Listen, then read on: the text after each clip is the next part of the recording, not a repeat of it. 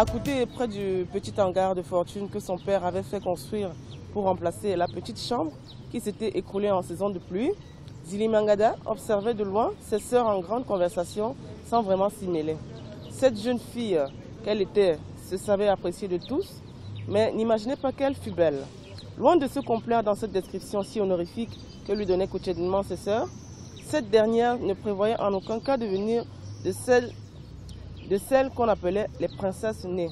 Cette appellation était utilisée pour des filles ou des femmes dont le physique et le visage représentaient une certaine beauté à la lueur du jour comme de la nuit.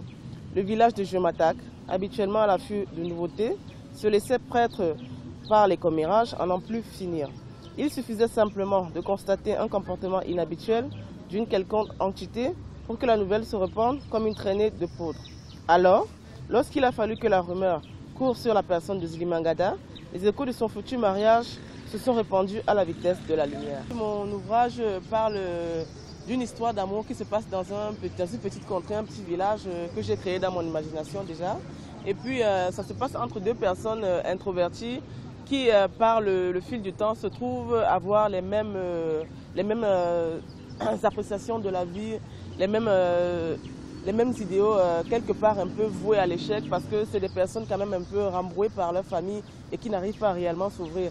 Mais avec le fil du temps et avec la nature, et comme on le sait très bien, on en arrive toujours à s'y plaire et s'y complaire. Écrire, en fait, l'inspiration, elle me vient de tous les jours. Je ne peux pas dire que j'ai une inspiration spéciale. Même à l'instant où je me trouve, je peux trouver une inspiration. Et puis, bon, en général, mes livres, je les écris par rapport à des sujets bien précis.